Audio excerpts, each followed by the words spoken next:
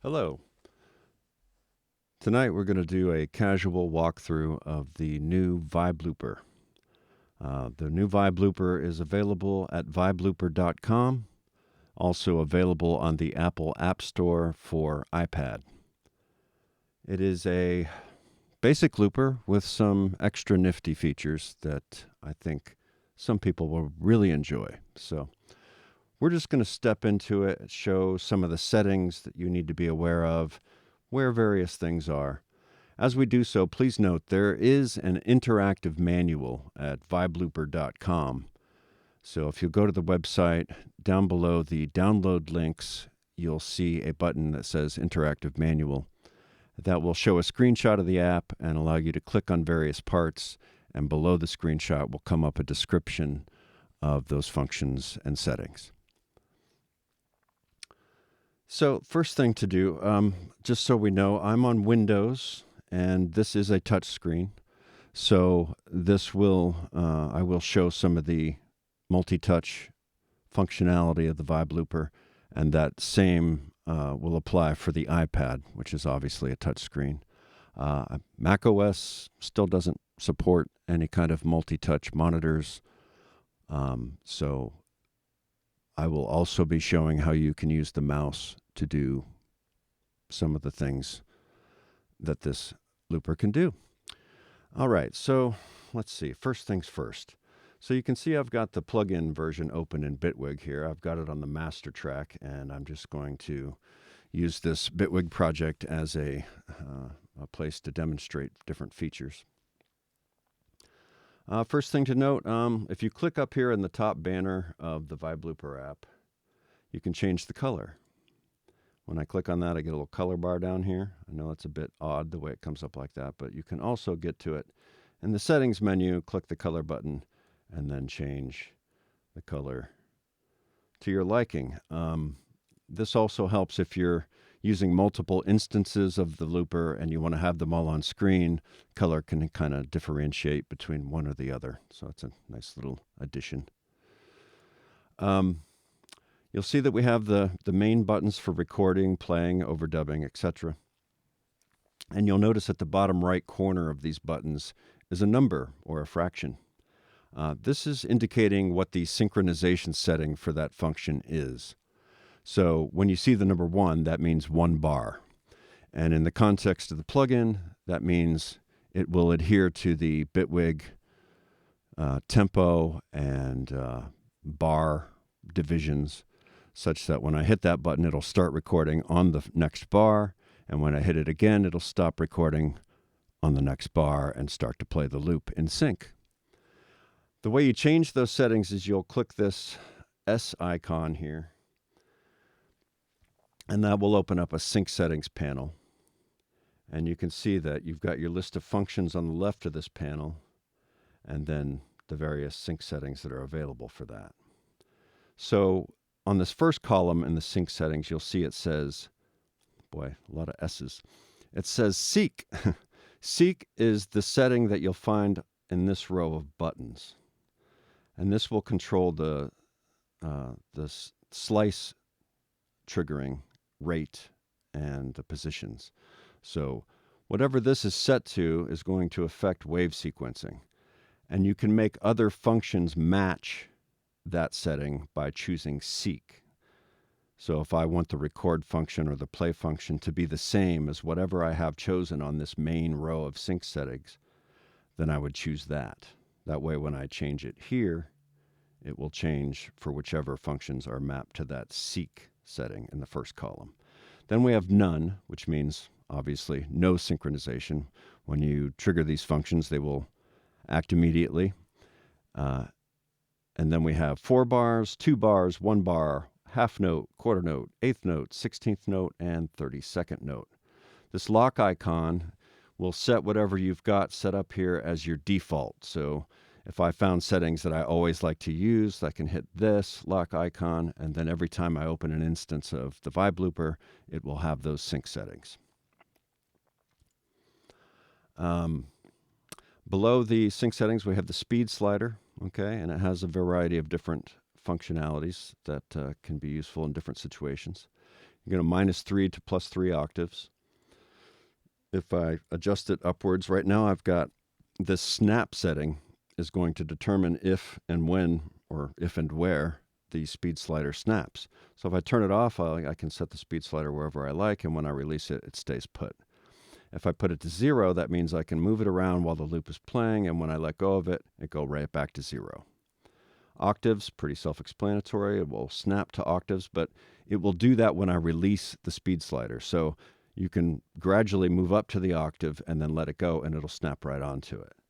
Semitones, same thing. I can move to smoothly, the pitch moves smoothly until I release the speed slider, and then whatever the nearest semitone is, it will snap to that. Okay?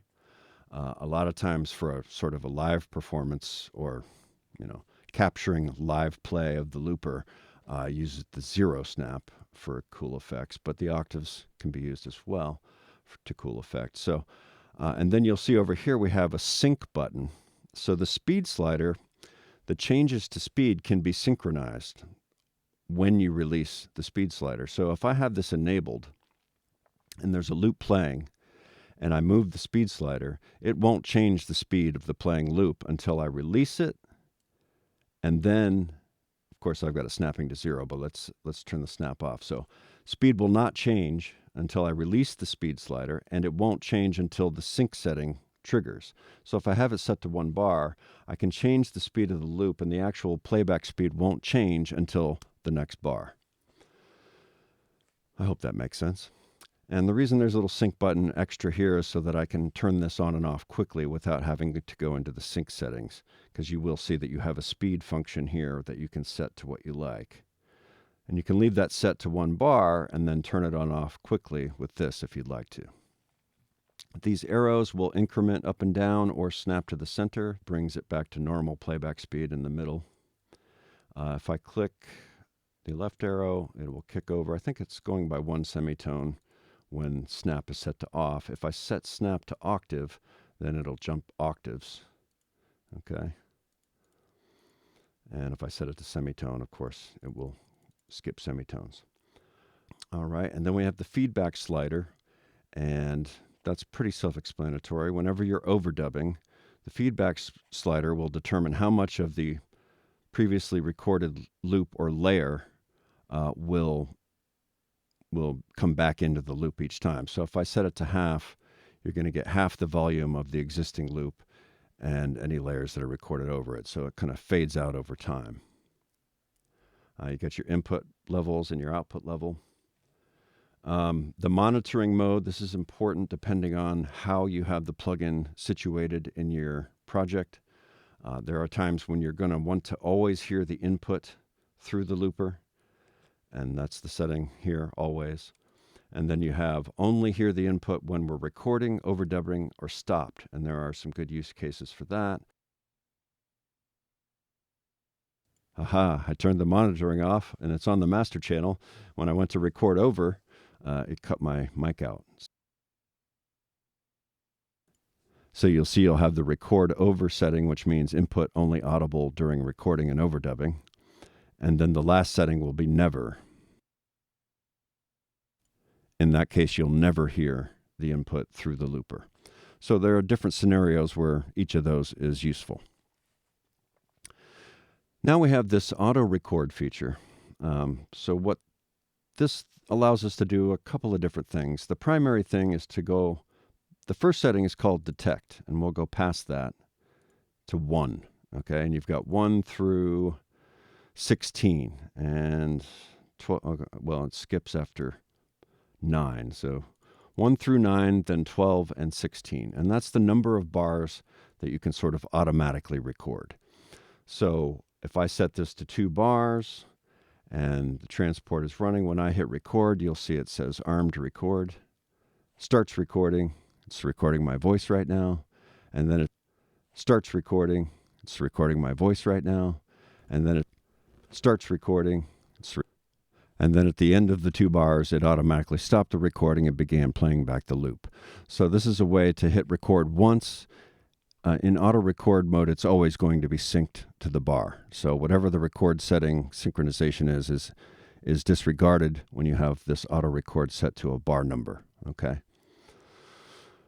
And then you have an action that follows the recording. So it can be play as normal, or you can switch it to overdub. So after it records those first 2 bars, it will start to play back the loop and engage the overdub in sync. And so that's a nice way of having, you could set it to say 8 bars. And if you're doing, say, ambient guitar and you want to do a Frippertronic style thing, then you could set it up to record 8 bars and just automatically go into overdub mode at the end of that and set the feedback so that it fades out to your taste. And then you could also have it stop. And there are cases where you might want to do that. And maybe we'll cover that in this video, or maybe it'll be another video. We'll see. So any number here of bars, like I said, 1 through 9, 12, and 16 are the choices. But then we have another choice. Well, we have the off setting, which it's important to remember whether or not this is off or on. Sometimes I forget that this is set to 1 bar, and I click this, and then I click it again, and it disarms the auto recording. So you want to know which mode you're in, so pay attention to that. And then we have the detect mode. So from off, I click the arrow 1 time, I go to detect mode. So there are two ways to use the detect mode. So first of all, the first mode would be without any audio triggering. This little meter over here is for triggering the recording with an audio threshold. So we'll get to that next. Okay, but the first mode without that, and the way you disable that is by sliding the threshold bar all the way to the top, so that turns off the audio detection. And what this will do now is if I click the record button, it will start recording, without regard to the sync setting. It's going to instantly start recording. And then when I hit it again, it'll stop recording, play the loop, and it will set the tempo of the looper. So I had to cut there and start over as I was getting a little tongue-tied. So the detect mode allows you to start and stop the recording freely, and then it detects the tempo of that loop and sets the vibe looper tempo. But in the case of a plugin, that's more useful in the standalone mode. But with Ableton Link, what we can do is we can engage link in the plugin, engage link in Bitwig, okay? And you can see that they've got a link. And then by using this tempo detect feature, it will, you want to stop Bitwig's transport for this, okay?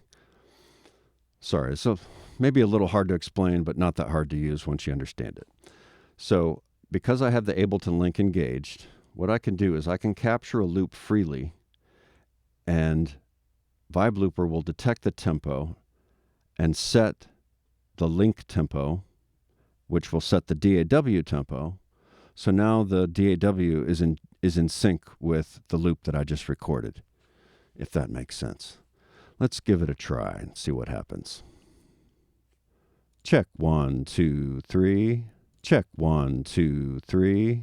Check 1, 2, 3. Check 1, 2, 3.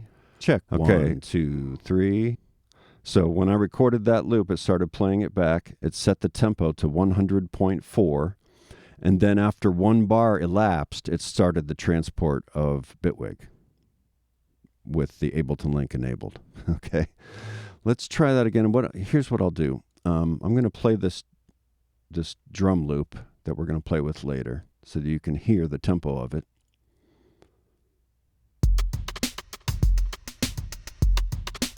Okay, you hear how that's playing at 100.4. All right, now let's stop Bitwig and let's clear this loop, and we have the tech on. So I'm going to start and stop recording freely because if it's in detect mode, it doesn't respect the sync setting, right?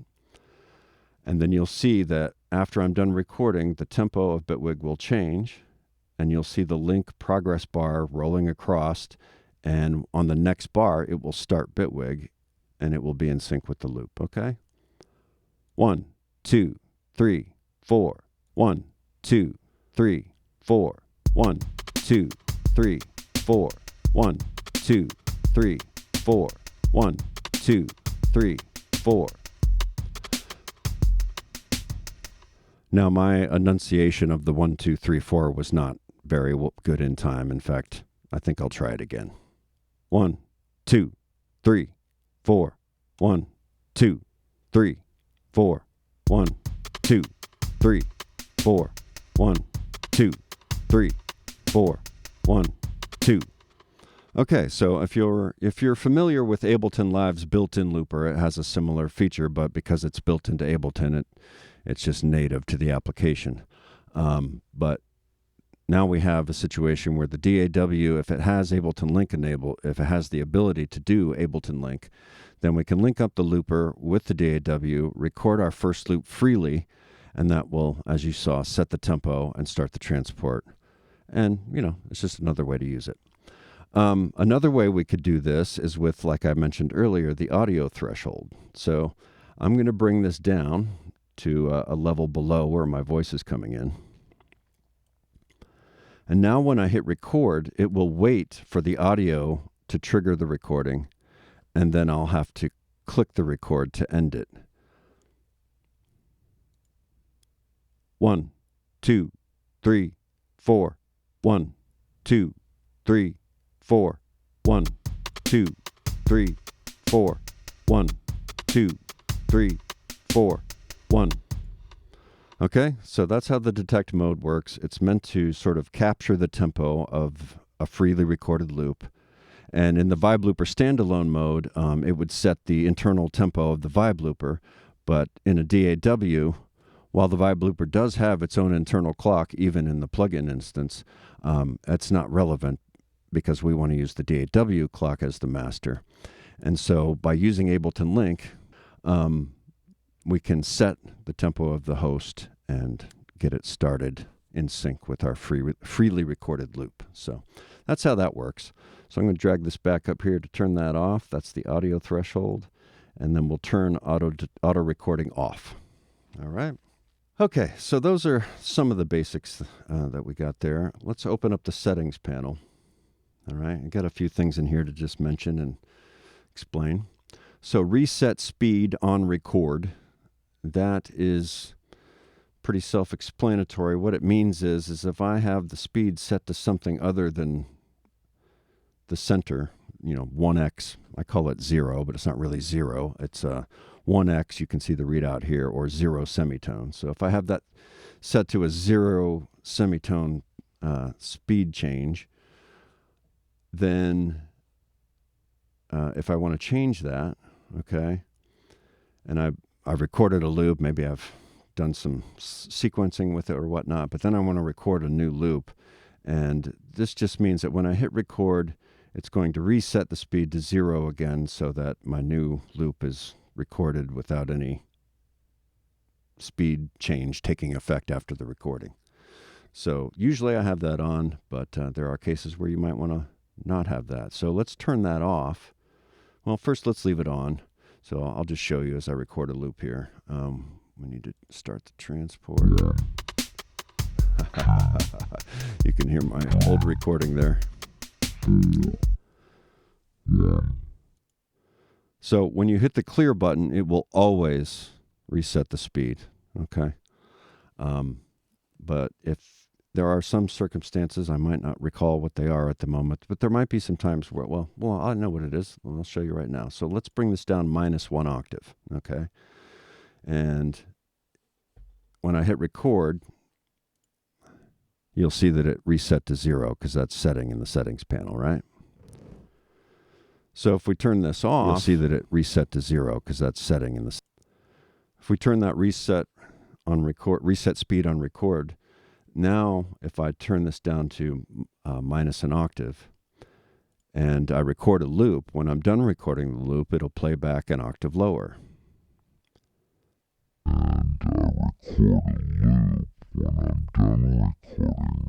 It'll play back. And I record a loop when I'm done recording. So that's that setting basically explained. Usually you'll leave that on. Follow host tempo. So what this means is when I change the tempo of the host, the Vibe Looper tempo will follow. Now there might be instances where you want to record a loop. Let's go ahead and grab a loop. We got a loop. And it's grab a loop, we got a loop. Grab a loop, we got a loop. So there might be instances where we don't want our loop to change speed if we're going to change the host tempo. Now, I realize not a lot of people are changing the host tempo while they're doing a performance, but I do. So that's part of the reason this is in there. So you'll see with follow host tempo enabled, we can play the loop. Grab a loop, we got a loop. If I change the host tempo, we got a loop. So we're coming back to this now. I had a little interruption. So when I change the host tempo up here at the top of Bitwig, you'll hear the loop change speed in conjunction with that tempo change. Now, there might be times where you don't want your loop to change when the host tempo changes, and that's what that setting is for. Again, not a setting that most people will need to change or use or even worry about, but it's there. And then momentary reverse. So this means that the reverse button will either be a toggle or a momentary. So obviously when it's momentary, it's only going to be engaged while you hold it down, either with the mouse or a touch. And if it's unchecked, if the setting is unchecked, then reverse will stay engaged when you first click it and will disengage when you click it again. So that's what that's for. Locked grid to 16th. This has to do with the wave sequencing. So these different sync settings will determine how fast the sequencing of the wave is, and it also determines the spacing of the triggers. So if I trigger on quarter notes, the trigger will always be this quarter note or the next quarter note. This is a 4-beat loop, so you'll see that that's beat 1.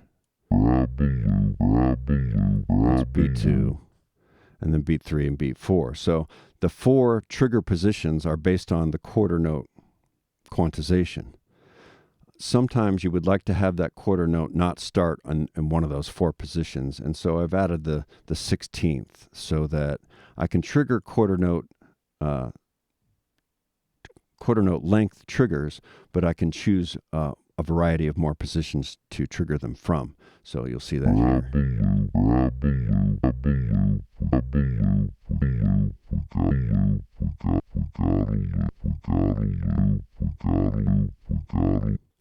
Okay, so it just adds a little more flexibility to the positioning of the sequencing when you're using larger values, or if you're using the 32nd note and higher positions and you don't want the positioning to be that granular, you only want the duration to be that granular. So in the case of a 32nd note triggering, you'll see it jumps from here, plays that small 32nd note portion, but the next one is in up until here. Okay, and if I disable that lock grid to 16th, then I'll get more 32nd note positions.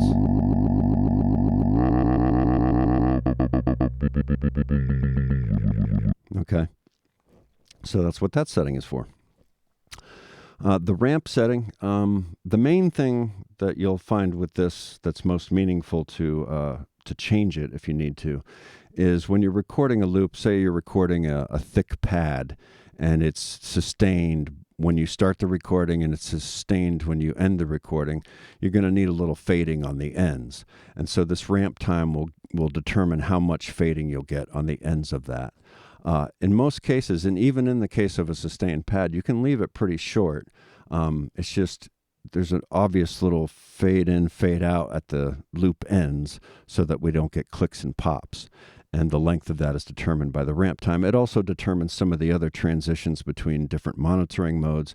Its main purpose is to avoid clicks and pops when changing routing and various and when recording a loop, and at the ends you don't want those clicks and pops. You'll find that in some of the other loopers out there, and it's really annoying. So we've done a lot to eliminate clicks and pops. There may be the occasional scenario where you still might get one here and there, but I haven't come across one in a while. It's one of my main pet peeves. So you should find that pretty click free. And if you don't, this setting might help. Okay. Now, crossfade, that's going to be when we're wave sequencing. There's a certain amount of crossfading that happens between each slice as the sequence is played. And 32 is pretty safe. If you're just doing percussive beat stuff and beat shuffling and that kind of thing, you can go lower with this to maintain your transients. But if you're doing, say you record a long pad into a loop and you want to do some slice sequencing on that, then this can help smooth one slice into the next. So the higher you go with that, the more smooth the transitions will be. So that's one of those settings you'll experiment with. I've got it going up probably too high. You probably won't get much use out of anything more than 2048, so I may remove the higher options later. But I find that with this setting, there are some scenarios where you do want that higher value. So we'll see how that goes. But 32 is pretty safe. Like I said, if you're just doing drum chopping with sharp transients, then you can crank it down to 0 if you want to and see if that works for you. So the next setting is the release. Now, this has to do with when you're wave sequencing and when you stop sequencing. Do you want the loop to keep, if you want the loop to keep playing, do you want to pick up where it should be, where it would have been if you hadn't done the sequencing? Then you'll use host position. Or in some cases, you can go, you'll want to go to the loop start. So you do some sequencing, and when you're done, you want it to go right back to the loop start. So that's what that would be for. And then if you don't want either of those, just turn it off, set it to none.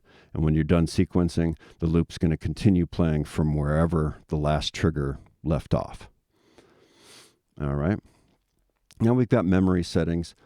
This is less pertinent on desktop depending on the system you're running. However, if you're going to run a whole bunch of these VibeLooper instances, if you have the desire to do that, I run 4 to 5 sometimes in my sets that I do. If you were low on system memory, maybe an older machine, I don't know, you can set a limit here so that each instance only takes, say, 1 gigabyte of memory, which is a lot. But then you have your undo levels below that. So if you want a lot of ability to do a lot of undos and redos, then you can set this number higher, and that requires more memory. So you'll see the approximate recording time that you'll get, and that's going to be based on both of these settings. So on a modern day PC or Mac, you can probably just leave that at 2 gigabytes. If you really want to do long loops, then you can increase this quite a bit depending on the limits of your system, or you can decrease the undo levels. See, if you come down to 1, you get 13 minutes with 2 gigabytes, and if you crank that up to the max of 10, then you only get 3 minutes and 43 seconds. So if you don't really need the undo feature, or maybe you just need 1 level of undo or maybe 2, bring that down low. And then if you're really looking to do long loops, then you can crank up the memory allocation here. With 5 gigabytes, I'll get a half hour's worth of music. So, a little flexibility in there. Mostly on desktop, this is going to be if you're running multiple instances on a limited memory system, then this could help you out with that. So that covers those settings. The standalone version, of course, has a whole transport bar in the top.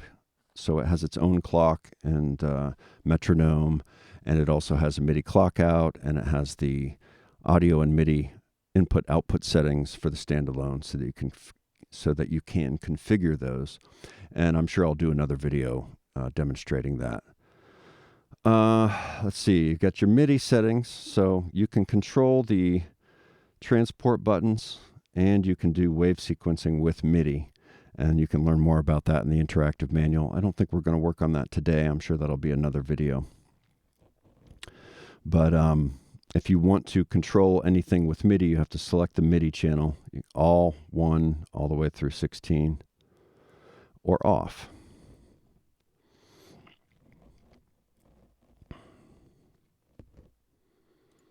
One other thing to note, the input mode.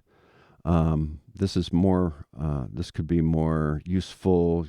Well, it's useful in a variety of situations, but if you're on the iPad and you have an audio interface and you have a microphone plugged in And when you record that microphone, you don't want it to be just on one channel of the stereo loop. You can switch your recording format here. So right now it's in stereo, or I can record just the left input, and that will copy the left to the right so that you have a stereo loop that sounds mono. Or you can choose the right input. So that'll give you a little input flexibility. So you have a guitar in one input and the bass in the other. You can switch between which one you want to record with this button, or put it back to stereo. The little grid guide, this opens up the performance panel on the right, closes it. We've got a drag waveform here, so I can drag a loop out into the DAW. You saw, I don't know if you could see that, I just did that. Okay, so that loop there is the same one recorded in here. And then if you have wave samples or audio samples on your hard drive or in your library, you can drag them into the looper as well. We've got a little tempo detection happening with that. I'm sorry, we detect the tempo from the file name. So if you're dragging in a drum loop and you've got it, the name of the file includes the BPM, like 100 BPM, then VibeLooper will recognize that and be able to synchronize it with the DAW at whatever tempo it's at. So if I dragged in a 100 BPM waveform right now and hit play, it would play at about half speed because the tempo of the DAW right now is 55. Okay, so I'm going to switch the camera. Yes. And we'll just do a quick sort of demo of it in action with some music. All right. I've got a drum loop here to play. So let's stop this. And then I have a couple synths that I'll play into it. And just to show the wave sequencing, a little bit of a teaser for that. And then in another video, we'll get into more detail with that. All right. Here we go. One thing to note, I'm going to set the monitoring to record over and stop to get the drum loop. That way, when I record it and it starts to play, we no longer hear the input coming in. We only hear the recorded loop.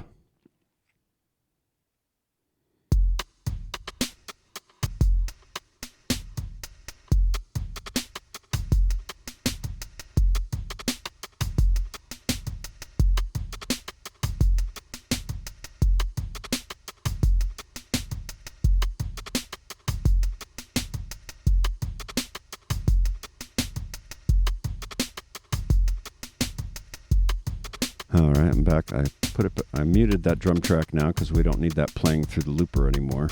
And I set it to always so we can hear our synthesizers and me while we continue. So I recorded a 1-bar drum loop. Now with the mouse, I can sequence this, or I can do it with touch.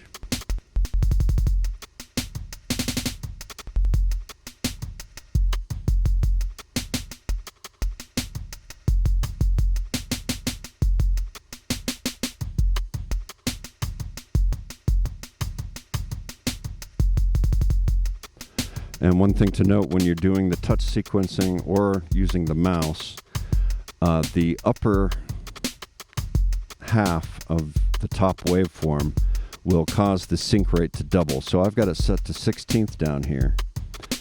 And you'll hear that when I touch the waveform. But if I slide up to the top, it doubles. Okay, so that's something to know. All right, let's do a doubling of the loop. The X2 button will double the loop, and you'll notice it doesn't affect the playback, stays in sync, everything's cool. All right, and now we'll record a little synth part over top of this. I've got my overdub set to no sync.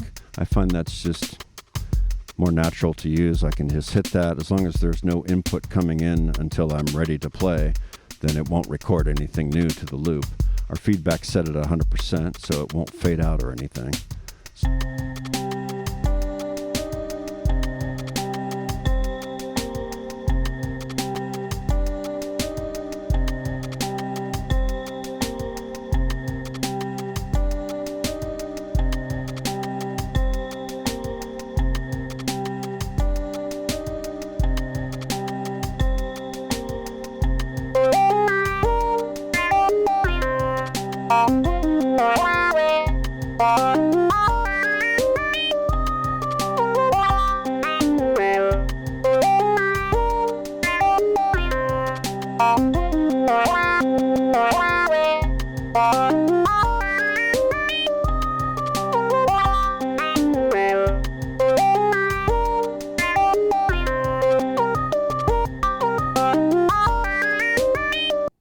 Okay, so I wanted to note that I had the release setting to none. So the first time I touched the sequence, it just kept playing from the last point that I had touched it, which actually musically threw it out of sync. I mean, it's still in time, but at the wrong position. So well, not always, but I wanted to have this on host position. So let's start that again and see how it stays musically in time when I stop sequencing.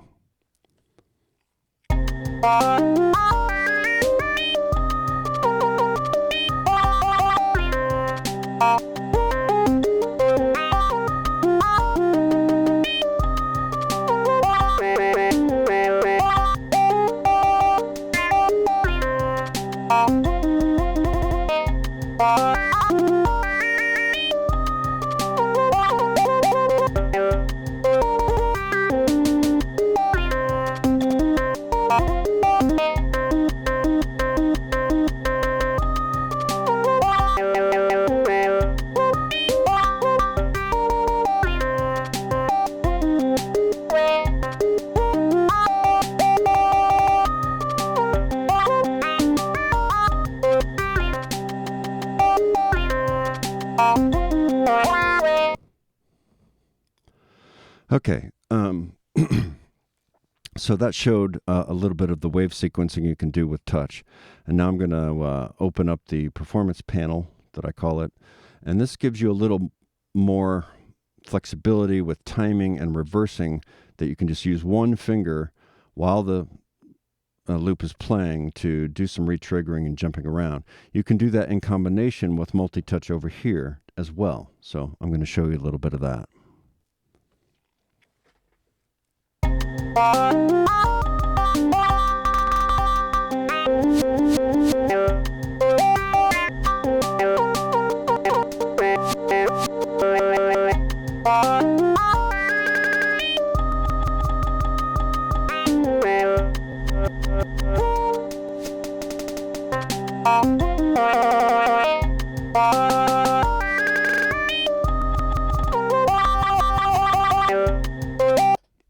So when I only use the XY pad, it's going to retrigger wherever the playhead is at the moment that I start, and it's going to stay there.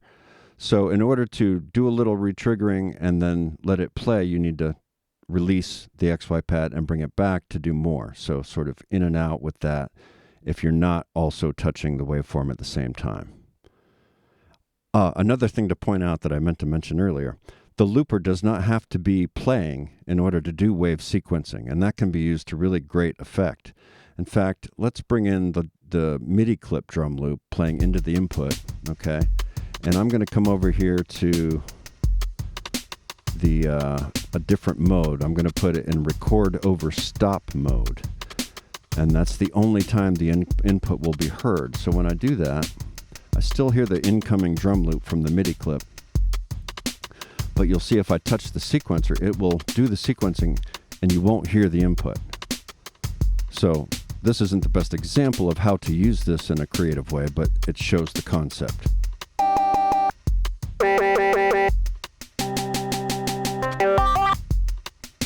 So you see, whenever I'm doing that, the input is muted. And while we're on the topic, let's look at the envelope down on the bottom right. So in this, when it looks like that, the envelope is not in effect. It's not affecting the sound. But we can drag the attack and the release and the length to change the sequencing. So let's just go ahead and do that. We'll bring the hold way back and the release off, and this is going to cut our sequencing into shorter slices.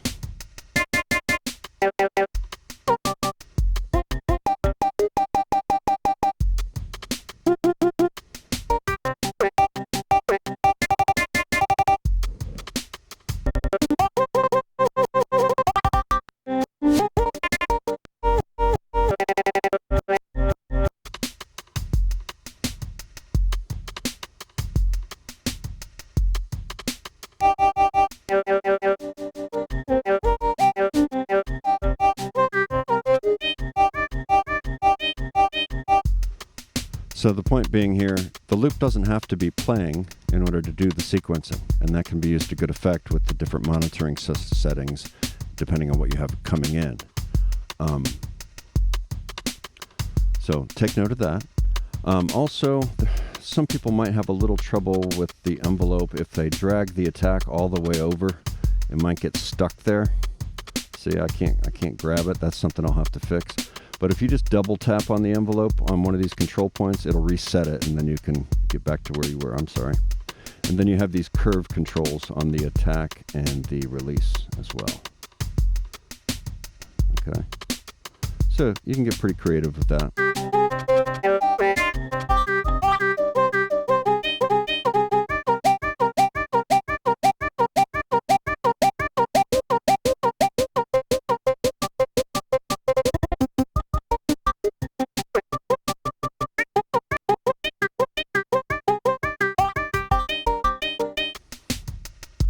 And of course, you can change the speed while you're sequencing, which can really be a really cool effect. So let's get it playing again.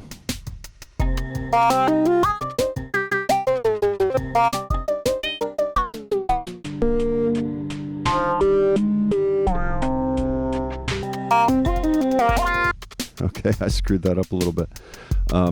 So I had it in snap to octave mode, which is fine. You might want that, but generally you'll want to have that for what I was just doing. You'll want to have this set to snap to 0. That way when I release, the speed goes back to the correct speed and pitch and everything. So let me show you that.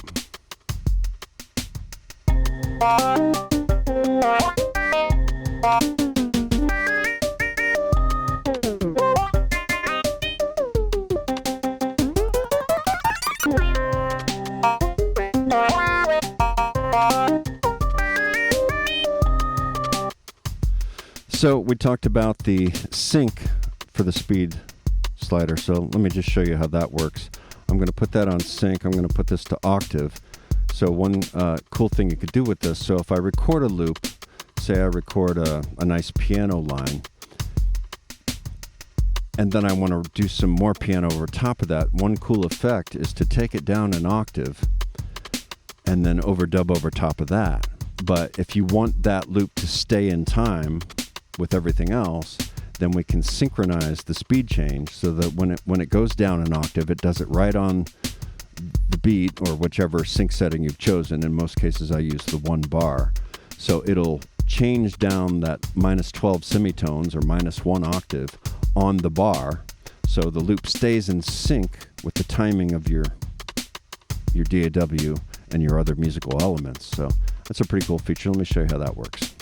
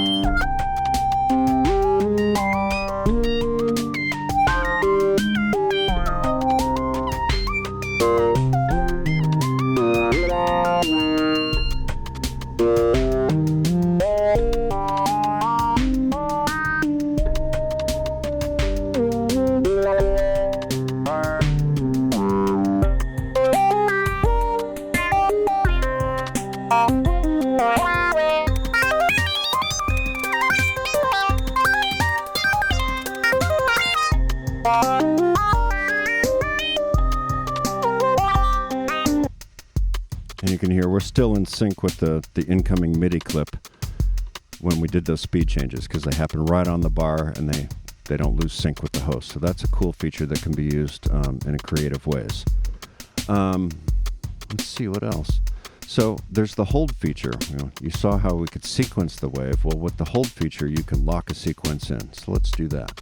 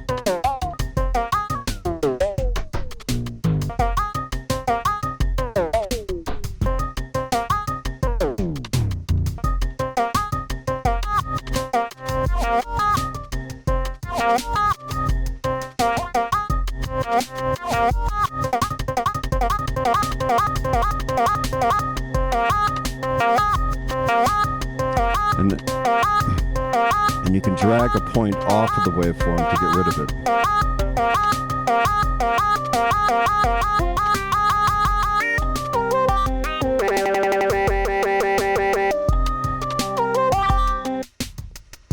Okay, I think that's a pretty good covering of the main features. And like I said, we'll come back again with more ways to use it, techniques, showing different varieties of control with the MIDI. You can also use the computer keyboard to control it, which is kind of fun. Let me go ahead and show that real quick. So my keyboard is split on either side of the instrument here, so not your typical keyboard, computer keyboard setup, but it will show the concept, I believe. So in order for this to work, you have to, let me stop the drum loop here. You have to have focus on the plugin. So I'm going to want to click on the plugin somewhere in order to make sure it has focus from the computer keyboard. And so I'll click on it there, and then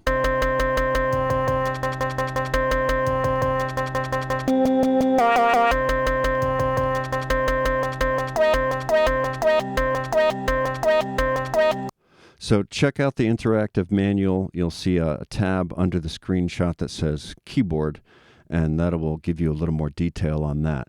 You'll see that it only allows me to sequence the last portion of the loop. That's because this is multiple bars. If this was one bar, we can get it back to one bar by cutting it in half a couple times. Or is it one or two times? Let's see. Yeah.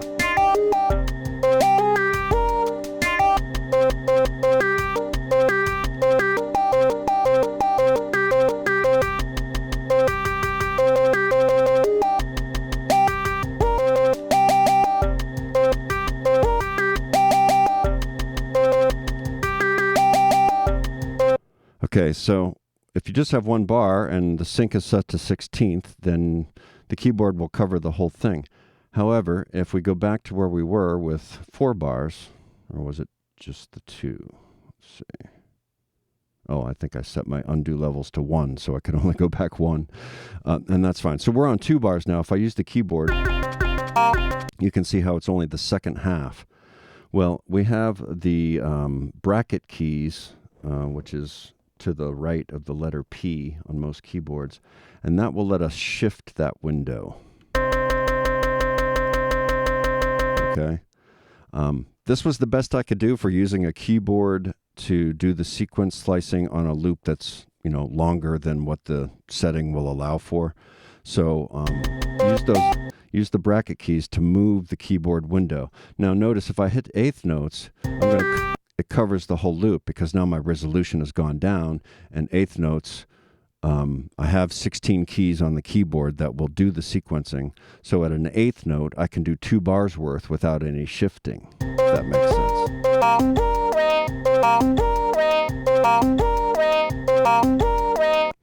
Okay, and then the backslash key, which is next to those 2 bracket keys on my keyboard, will put you into the hold mode. You'll see the hold button light up on the Vibe Looper when I hit that key. So if I hit hold and then do the keyboard sequencing,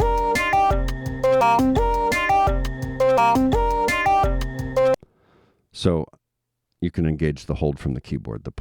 That's the point of that. And then I'm not set up to show you the MIDI, but I'm going to do that in another video for sure. But you can find that in the interactive manual. We'll show you a little bit about that. And I think that's it for now.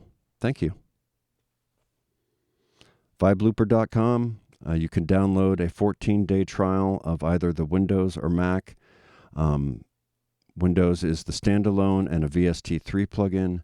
Macintosh is going to be standalone, VST3, and audio units plugin. And then there's a link for iOS to go to the App Store. And on the iPad, you also get a standalone and the AU-V3 plugin. So, yeah, check it out. There's a support link on the site if you need any help. Yeah, that's about it for now. Thanks.